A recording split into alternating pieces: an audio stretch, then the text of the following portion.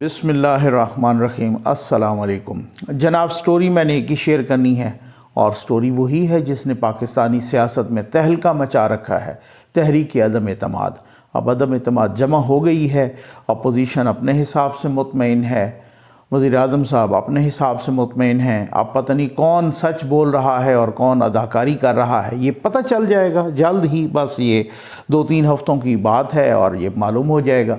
वज़ीर आज़म साहब MKM से मिलने कराची जा रहे हैं। पीर पगाड़ा साहब ने इनकार कर दिया है मुलाकात से।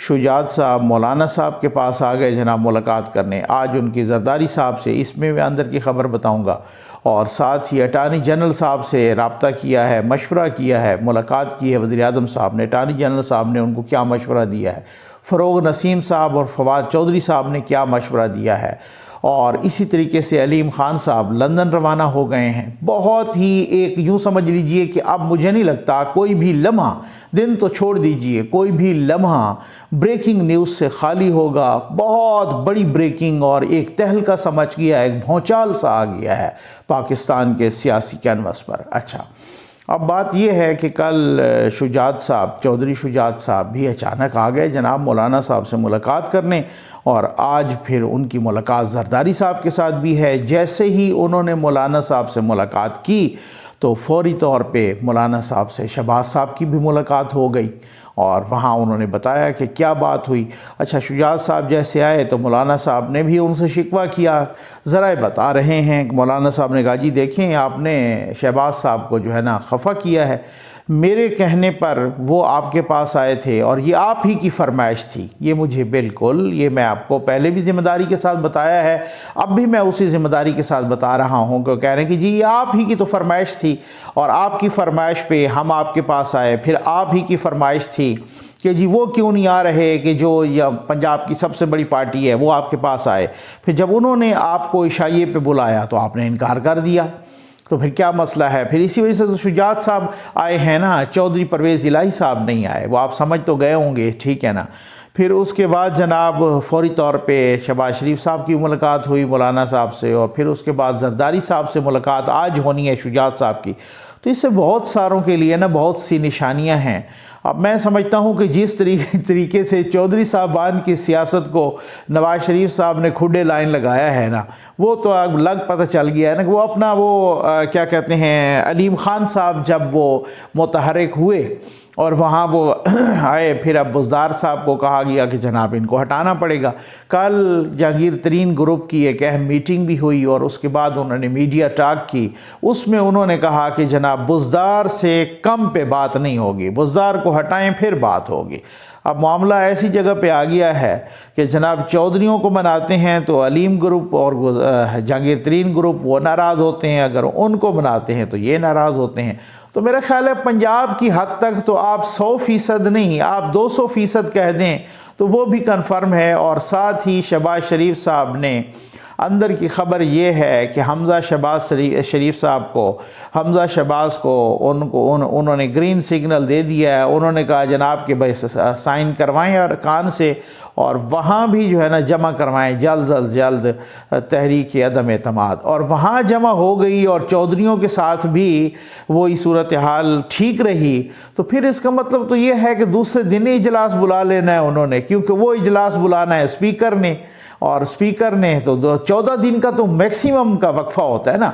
और वहाँ पर अगर सूरत हाल सेट हो गई तो फिर तो इसका मतलब ये हुआ कि फिर तो बिल्कुल ही जो है ना दूसरे दिन ही इजलास बुला लिया जाएगा और तीसरे दिन ही खैर से बुज़दार साहब फारिग हो जाएंगे।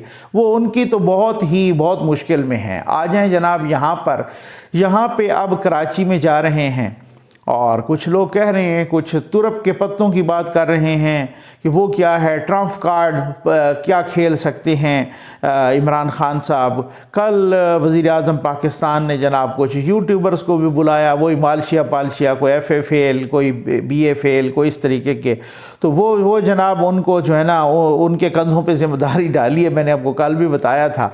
अब उन्होंने भी अपना काम ज़ोर शोर से शुरू कर दिया और वो कह रहे हैं कि यूरोपीय यूनियन जो है ना और अमेरिका और ये आलमी जो इस्टेब्लिशमेंट है वो इमरान खान साहब के ख़िलाफ़ साजिश कर रही है। ठीक है, इन बातों से होगा कुछ भी नहीं। ये बातें वो होती हैं ना कि जब कोई डूब रहा होता है तो इधर उधर की कई मारता रहता है, वो पहले हुक्मरान भी कई मारते रहे इसी तरीके से। तो अब बात ये है कि जनाब वो वज़ीर-ए-आज़म साहब ने आज वो वहाँ भी जा रहे हैं, कराची भी MKM पीर पगाड़ा साहब ने मुलाकात से इनकार कर दिया है। उनके एक बंदे ने कह दिया है कि जनाब उनके MPA के वो तो अब उनकी तबीयत नासाज है और कराची से गालिबन वो अपने गाँव चले गए हैं और वो नहीं मिलना चाह रहे। ज़ाहिर है वो फिर अब वो उसके बाद वो क्या करते हैं, उसके बाद की क्या पॉलिसी होती है वो एक अलग बात है। बाप के लोगों की भी कुछ यही सुनने में आया है कि जनाब उनका भी एक बहुत बड़ा धड़ा जरदारी साहब को यकीन दहानी करा चुका है। अब MKM के लोग क्या करते हैं, अब खालिद मकबूल सिद्दीकी साहब ने बहुत ही तंज़िया रिमार्क्स भी उनके आते रहे कि जी अब बहादुराबाद वज़ीर-ए-आज़म साहब के बहादुराबाद आने का वक्त हुआ चाहता है, जब वो चौधरियों से मिलने के लिए गए थे। ये वो सारी चीज़ें हो रही हैं जो वज़ीर-ए-आज़म साहब के मिजाज के ख़िलाफ़ हैं। ये वज़ीर-ए-आज़म साहब के लिए कोई और साहब किया करते थे, आपको पता तो है वो साहब अब वहाँ नहीं हैं, वो कहीं और चले गए हैं। तो अब वज़ीर-ए-आज़म साहब को वो सारी चीज़ें खुद करनी पड़ रही हैं, हालांकि ये उनका मिजाज नहीं है। मैंने उनको कहा ना कि कोई भी जानता हो तो वो उनको मिजाज को, तो उनके मिजाज में एक तकब्बुर है और तकब्बुर भी ऐसा वैसा नहीं, बहुत बड़ा तकब्बुर है और वो जो है ना मुबैना तौर पे चले मैं कह देता हूँ, लेकिन हमने देखा हुआ है। अच्छा, अब इस हवाले से अब वो MKM के पास भी जा रहे हैं और देखते हैं क्या होता है। और शाहिद खाकान अब्बासी साहब ने बिल्कुल ठीक कहा कि जब वज़ीर-ए-आज़म साहब को जाने की नौबत पड़ी तो इसका मतलब ये है कि MKM नाराज़ है, MKM इनके साथ नहीं है। तो बहरहाल पता चल जाएगा, क्योंकि हर आने वाला लम्हा बहुत कुछ तब्दील करेगा और हर आने वाले लम्हे में नई नई ख़बरें आएगी, नई नई ब्रेकिंग आएगी। एक और PTI के अंदर भी ग्रुप सामने आ गया है जनाब गज़नफ़र अब्बास छीना की सरबराही में, और वो बात है, कल मैं वो सोशल मीडिया पे देख रहा था, मरियम साहबा ने भी उसको शेयर किया और वो कुछ लोग कह रहे थे कि PTI तो ना हुई, व्हाट्सएप हो गया, जिसकी मर्ज़ी नाराज़ हो के नया ग्रुप बना देता है। तो बात वही है कि कभी जंगीर तरीन ग्रुप, हम ख्याल ग्रुप, अलीम खान ग्रुप, तो छीना ग्रुप, तो पता नहीं कितने ग्रुप। वही वाली बात है कि ये लगे थे नून से शीन निकालने, नून से मीम निकालने। अब इनके अपने तहरीक इंसाफ से कहीं से जीम निकल रही है, कहीं से ऐन निकल रही है, कहीं से छीना का कोई ग्रुप निकल रहा है। अब उस हवाले से बड़ी अजीब व गरीब सी एक सूरत हाल है। तो अब अटॉर्नी जनरल साहब से मुलाकात हुई वज़ीर-ए-आज़म साहब की, और वज़ीर-ए-आज़म साहब ने जनाब उनसे पूछा कि जी क्या करना चाहिए, क्या सूरत हाल है। तो अटॉर्नी जनरल साहब ने अब रिपोर्ट भी हो चुका है यहाँ पर ख़बरों में भी कि जी अटॉर्नी जनरल साहब ने उनको मशवरा दिया है कि सर ये कानूनी और आइनी तकाज़ा है, इजलास बुलाना पड़ेगा। अगर आप ताख़ीर करेंगे या करवाएंगे स्पीकर के ज़रिए या जिस तरीके से भी, तो अपोजिशन चली जाएगी सुप्रीम कोर्ट, और वो सुप्रीम कोर्ट जाके फिर हमें इस हुकूमत को हज़ीमत का सामना करना पड़ेगा, शर्मिंदगी का सामना करना पड़ेगा। तो इस वजह से इजलास तो बुलाना पड़ेगा। तो इसके बरअक्स वो कहते हैं कि जब वज़ीर-ए-आज़म साहब ने फ़रोग़ नसीम साहब से और फवाद चौधरी साहब से पूछा तो उन्होंने जनाब डिले का मशवरा दिया, और ज़ाहिर है उनको डिले का मशवरा देना भी चाहिए। उसकी वजह यह है, उनको पता है कि हमारी सर्वाइवल उतने तक है जितने तक वज़ीर-ए-आज़म साहब हैं, और अटॉर्नी जनरल साहब का ये प्रॉब्लम है नहीं, ठीक है ना। तो वो कहते हैं कि जनाब के भाई अब उसमें उन्होंने कहा कि जी नहीं, आप किसी भी तरीके से ना इसको मज़ीद डिले करवाएँ। यानी उन्होंने हमेशा ही पुट्ठा मशवरा देने की कोशिश करनी होती है। और जैसे फ़रोग़ नसीम साहब ने माशाअल्लाह पहले जस्टिस काजी फ़ाइज़ के मामले में पुट्ठे मशवरे दे के सत्यानाश करवाया, इसी तरह से और भी वो बहुत पुट्ठे मशवरे देते रहते हैं, जिनकी अपनी जमात ये कह रही है कि जी हम तो ये तो हमारे मिनिस्टर हैं ही नहीं, ये तो किसी और के हैं, इनकी मिनिस्ट्री तो हमने मांगी नहीं थी। तो ये सूरत हाल है। अलीम खान साहब जनाब रवाना हो गए हैं लंदन, वो मिलेंगे वहाँ जहांगीर तरीन साहब से, और अब वो सारे कह रहे हैं माशाल्लाह मालशिया पालशिया कि देखें जी ये सारे ग्रुप हमारे साथ हैं। भाई अगर आपके साथ हैं तो ग्रुप बनने की क्या ज़रूरत थी? अगर ये सारे आपके साथ हैं तो वहाँ उनको मीडिया टॉक करने की क्या ज़रूरत थी? अगर ये सारे आपके साथ हैं तो आप पर एक चार्जशीट, पूरी की पूरी चार्जशीट देने की क्या ज़रूरत थी? अब आप ऐसे फंसे हैं कि इनको बनाते हैं तो चौधरी साहबान आपसे अलग होते हैं, अगर उनको बनाते हैं तो ये आपसे अलग होते हैं। अब सिंध में आज क्या हो रहा है, फैसल वोडा साहब की सीट पर इलेक्शन हो रहा है, और वो मैं बताता हूँ आपको कि वो तुरब का पत्ता क्या हो सकता है वज़ीर आज़म साहब के पास और क्या सूरत हाल है। फैसल वोडा साहब की सीट पर इलेक्शन हो रहा है जनाब, और MKM भी उन्होंने कहा है कि हम तो किसी को वोट नहीं देंगे। PTI पहले से बाइकाट कर चुकी है, और निसार खोड़ो साहब हैं उनके उम्मीदवार पीपल्स पार्टी के। टोटल तो 85 के 86 अरकान चाहिए, और ख़ुद पीपल्स पार्टी के अकेले 99 हैं। तो पक्का ये लीडर और ये विजन होता है। और माशाल्लाह मैं क्या क्या कहने उस लीडरशिप के और विजन के। जब ये फैसल वोडा साहब को टिकट दिया जा रहा था, उस वक़्त सिंध के PTI के अपने रहनुमाओं ने बड़ा एतराज़ किया था। यहाँ पर लोगों ने एतराज़ किया था कि सर आप इसको टिकट ना दें। उसकी वजह यह है कि इसको टिकट अगर आप देंगे तो इनका मामला चल रहा है, गड़बड़ है। अगर ये वहाँ से नायल हो जाते हैं, या वो इनका जो इन्होंने हल्फनामा जमा करवाया वहाँ से, तो फिर इनकी कौमी असम्बली की सीट भी जाएगी और इनकी ना सेनेट की भी जाएगी। और फिर जब वो जाएगी तो फिर हम नहीं वो जीत सकेंगे। लेकिन वज़ीर आज़म साहब ने अपनी मानी, उन्होंने किसी की नहीं मानी। उन्होंने वोडा साहब को वहाँ से टिकट देकर उनको सेनेटर इलेक्ट करवा दिया। वो जनाब अब दोबारा अब सेनेट में इलेक्शन हो रहा है, और पीपल्स पार्टी का बहुत ही आसानी से आराम से निसार खोड़ो साहब जीत के सेनेटर बन के आ जाएंगे, और ये सीट सेनेट की भी PTI के हाथ से निकल जाएगी। तो अब वज़ीर आज़म साहब के असल में ना पता मसला क्या है। अब सबसे पहले तो मैं ये कहूँगा कि जो मेरे दोस्त ये कह रहे थे, कम अज़ कम उनको, ये मेरे कमेंट्स में भी कई मालशिया पालशिया कहते थे, कम अज़ कम उनको तो माफ़ी मांग लेनी चाहिए। वो कहते थे ना बहुत सारे कि जी नहीं नकवी साहब कुछ नहीं होना, और ख़ुद जनाब क्या कह रहे थे फवाद चौधरी साहब कि एक थी तहरीक अदम एतमाद और फिर मेरी आँख खुल गई और सुबह हो गई, पता नहीं इस तरह की बात। तो सर अदम एतमाद आ चुकी है, अब आप आँखें खोलें, और अब आपको ना ये क्या कहते हैं कि चक्कर लग गए हैं, कभी कराची तो कभी लाहौर तो कभी किधर तो कभी एक को बुलाया तो कभी दूसरे को, तो कभी ना के इजलास मुलतवी और मनसूख हो रहे हैं, तो आपको ना यूं आप चकरा के रह गए हैं। तो अदम एतमाद तो आ गई है, जमा भी हो गई है, रिक्विजिशन भी जमा हो गई है। अब उसके बाद आपको लाले पड़ गए हैं इस तरीके से कि अब यार भी ये हो तो हो क्या गया है। तो मेरे वो दोस्त जो कह रहे थे कि तहरीक अदम एतमाद तो आएगी ही नहीं, उनको कम अज़ कम माफ़ी मांग लेनी चाहिए कि जी आ गई है, ठीक है। अब उसके बाद तो अब अगला क्वेश्चन है ना कि जी वो कामयाब होगी या नहीं होगी, कामयाब हुकूमत होगी या कामयाब अपोजिशन होगी। ये इस पर हम बहस करते रहेंगे ना, और नई बातें आपके साथ शेयर करते रहेंगे। हुकूमत कह क्या रही है? हुकूमत दरअसल ये कह रही है, हुकूमत का क्या ख्याल है, हुकूमत के क्या सूरत हाल क्या है, अपोजिशन का क्या ख्याल है। अपोजिशन कह रही है हमने अराकीन को महफूज बनाना है।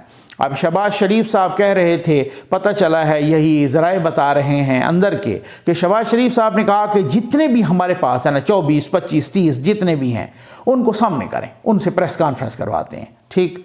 तो फिर बाद में मौलाना साहब और जरदारी साहब ने भाई इसकी मुखालफत की, और उन्होंने कहा कि नहीं ऐसा नहीं करते। उसकी वजह यह है कि अगर हमने ऐसा किया तो उन पर अच्छा खासा प्रेशर आ जाएगा, और फिर ये उनको बहुत ज़्यादा तंग करेंगे, उन पर केसेस करेंगे, फिर ये उनके पीछे मुख्तलिफ अपने एजेंसी के डाले भेजेंगे, ये करेंगे वो करेंगे। तो इस हवाले से खैर अब मुझे नहीं पता कि किन की ओपिनियन ठीक थी। शहबाज साहब ने भी शायद ये कहा कि वो खुल के सामने आएँ ताकि वो पता चले। अच्छा, इसके भी अपने प्रॉस एंड कॉन्स हैं, पॉजिटिव और नेगेटिव। इसके शहबाज साहब की भी बात की, कुछ लोग कहते हैं कि ये करना चाहिए था।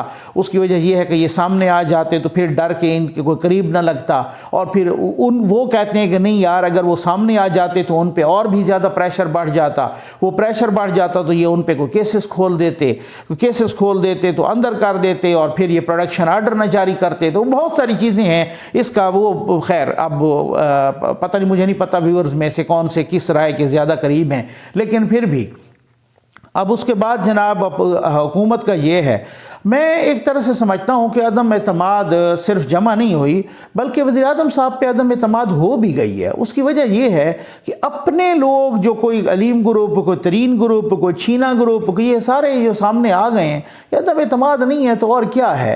वज़ीर-ए-आज़म साहब कभी कराची भाग रहे हैं तो कभी लाहौर भाग रहे हैं तो कभी किधर भाग रहे हैं तो कभी किधर बेचैन से हो गए हैं, और उनको इक़्तिदार की इस तरह से पड़ी है कि जनाब बिल्कुल वो जैसे बेचैन बेकरार से हो गए हैं।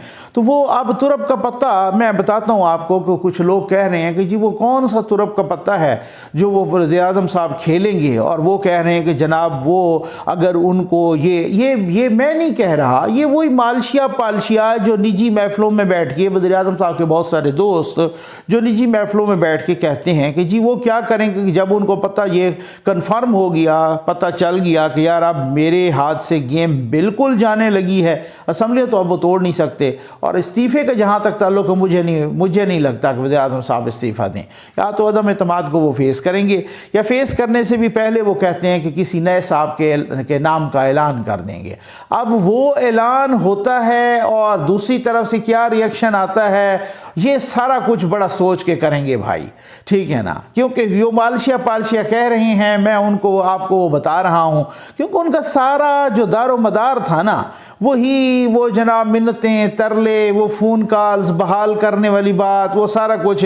आज मज़हर अब्बास साहब ने भी बड़ा ज़बरदस्त कालम लिखा है, उन्होंने भी कहा है कि वो सियासी यतीम जो सिर्फ उंगली पकड़ के ही चल सकते थे वैसे चल ही नहीं सकते थे, अब उनको पता चल गया है कि बहुत कुछ होने वाला है। तो ये अब ये सारी चीज़ें जो है ना, अब क्या होता है, क्या कोई ख़तरनाक, पहले तो ये था ना कि जनाब ये धमकियाँ लगाई गई कि वज़ीर-ए-आज़म साहब ने एक समरी साइन करके रखवाई हुई है, और वो जनाब वो कह रहे हैं कि जी मैं किसी भी वक्त जो है ना, दो समरियां हैं, एक तो असम्बली तोड़ने वाली और एक दूसरी किसी को टर्मिनेट करने वाली। अब मुझे नाम लेने की ज़रूरत नहीं, आप सारे समझ गए हैं। तो असम्बलियाँ तोड़ने वाला तो चैप्टर क्लोज़ हो गया, क्योंकि जब तहरीक अदम एतमाद जमा हो जाती है उस वक्त असम्बली नहीं टूट सकती या तहलील नहीं हो सकती। अच्छा, अब उनको वो आइन नहीं इजाज़त देता, कानून नहीं इजाज़त देता। अब दूसरी हो गई टर्मिनेशन वाली, उस पर भी उनको बताया गया कि सर ख्याल रखें, ये तो बड़ा ही ख़तरनाक मामला है, अगर ये ऐसा कोई मामला हो गया तो बहुत ही गड़बड़ हो जाएगी।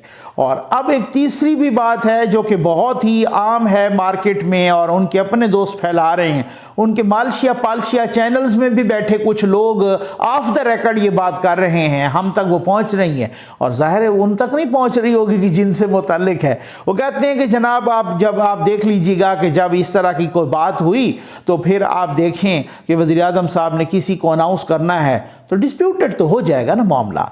तो लेकिन बात यह है कि उसका भी कोई अगलों ने अरेंजमेंट कर रखा है। जी हाँ, मुझे उस अरेंजमेंट का पता है, यहाँ पे बताने की ज़रूरत नहीं है। उसका भी वो अरेंजमेंट कर रखा है, बहुत सारों ने बंदोबस्त बहुत सारे कर रखे हैं। एक एक्शन और उसका रिएक्शन, अमल का रद्द अमल तैयार है। अब वज़ीर-ए-आज़म साहब कहते हैं कि मैं इनको ऐसी सट मारूंगा कि जनाब ये 2028 तक भी नहीं उठ सकेंगे, और ये आप देख लीजिएगा इनकी बारी भुगत गई तो मेरी है। अब वो कौन सी वाली सूरत हाल है, कुछ धमकियाँ शेख रशीद साहब यूँ है ऐसे धमकी दे के ना तो फिर कहीं छुप जाते हैं बिल में, ठीक है ना, और फिर कहीं इधर उधर हो जाते हैं, फिर वो सर निकालते हैं धमकी, बेचारे उधर से भी मजबूर हैं उधर से भी मजबूर हैं, तो वो फिर कोई धमकी लगा के और अपोजिशन को कहते हैं कि ऐसा ना हो कि कोई बिल्कुल ही धमाका हो जाए और कोई ड्रोन हो जाए सियासी और कोई सत्यानाश हो जाए। उससे सवाल करते हैं क्या मुराद है आपकी, क्या मार्शल लॉ लेंगे? नहीं मार्शल लॉ की बात नहीं कर। तो क्या कोई वज़ीर-ए-आज़म एडवेंचर करने को? ना एडवेंचर, वो कोई बच्चा हो या कोई चूचा नहीं है भाई। वो जब वज़ीर-ए-आज़म भी एडवेंचर नहीं करने लगे, मार्शल लॉ भी नहीं लगने लगा, तो ऊपर से क्या कोई शाब साकिब गिरने लगा है, क्या होने लगा है? कोई वो बेचारे वो कह रहे हैं कि भाई कुछ कह भी नहीं सकते, चुप रह भी नहीं सकते, वही वाली बात है, ठीक है ना।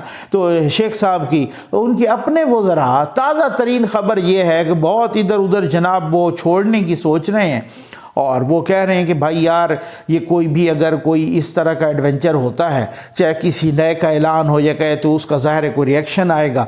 और ऐसा कोई सूरत हाल हुई, गो के वज़ीर-ए-आज़म साहब ने तो खुद फरमाया है कल कि जी नवंबर अभी बहुत दूर है, वो फिर लेकिन कहने की बातें कुछ और होती हैं और करने की बातें कुछ और होती हैं। तो ख़ुद वज़रा भी जो है ना वो कह रही हैं यार वो पहले ही छोड़ के जाओ, कहीं ऐसा ना हो कि ज़ेर अताब हम भी आ जाएँ और ये मामला कहीं बिल्कुल ही गड़बड़ हो जाए। तो एक चीज़ तो कन्फर्म है कि अब इनको भी पता गया है कि तहरीक अदम एतमाद जमा तो हो चुकी है, कामयाबी भी 100% यकीनी है। भाई अगर नहीं यकीनी, मैं मानता हूं भाई, मैंने तो कल भी कहा है, इससे पहले भी कहा है कि मैं तो श्योरिटी, गारंटी और को हल्फ देने को तैयार नहीं हूं कि उनके पास पूरे नंबर है या उनके पास। उसके एक लिटमस टेस्ट है, एक टेस्ट वो ये है कि जनाब फौरी उन्होंने जमा करवा दी है, स्पीकर से कहें कि जनाब ये घोड़ा, ये मैदान ठीक है ना, आप आए ज़रा और बुलाएं, हम इनको देखते हैं कि इनके नंबर पूरे हैं कि नहीं पूरे। तो अगर जब आप नहीं बुला रहे तो फिर खटका लगा है ना आपको ना, फिर मसला है ना कहीं पर। आपने ही इजलास बुलाना है ना, अपोजिशन ने तो नहीं बुलाना। अपोजिशन के पास की बात थी, उन्होंने तहरीक अदम एतमाद भी जमा करवा दी है कौमी असम्बली में, जो तरीक़ाकार है, और उन्होंने रिक्विजिशन की भी दरख्वास्त जमा करवा दी है कि इजलास बुलाओ। अब अगर आपको अपने जोर बाजू पर एतबार है, एतमाद है, आपको, आप कहते हैं कि हमारे साथ हैं और वो आपके साथ हैं, अगर मैं यकीन करने के लिए तैयार हूं आपकी बात पे,